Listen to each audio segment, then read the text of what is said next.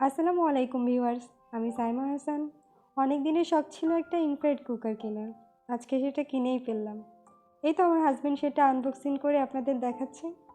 এটা ছিল ভীষণ কোম্পানির ইনফ্রারেড কুকার।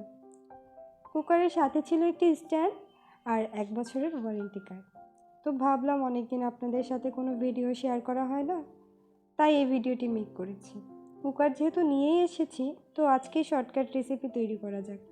শর্টকাট রেসিপির জন্য ঘরে থাকা একটা বেগুন আর 2টা ডিম নিয়ে নিলাম।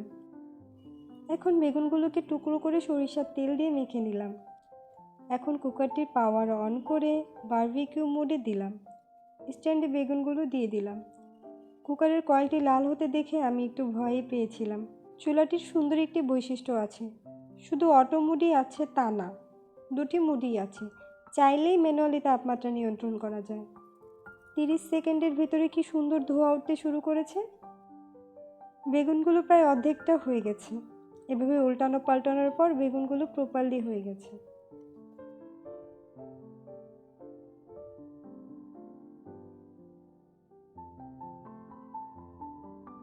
প্রায় 8 মিনিট সময় লেগেছে বেগুনগুলো পোড়াতে। তারপর বেগুনগুলো নামিয়ে নিলাম। মনের সন্দেহ দূর করার জন্য বেগুনগুলো চেক করে নিলাম। বাহ, বেগুনগুলো তো বেশ ভালোই সিদ্ধ হয়েছে।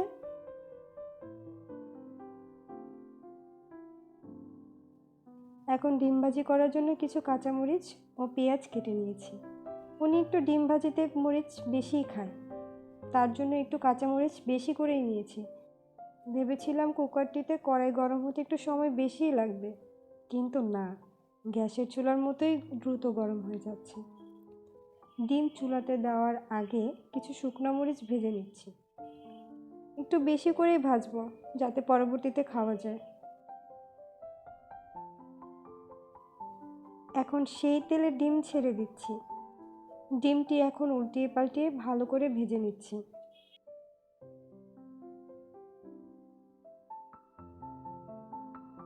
যে শুকনো মরিচগুলো বেশি ভেজেছিলাম তা একটি কৌটায় রেখে দিচ্ছি, যাতে পরে আবার খাওয়া যায়। এখন চুলাটি বন্ধ করে দিলাম।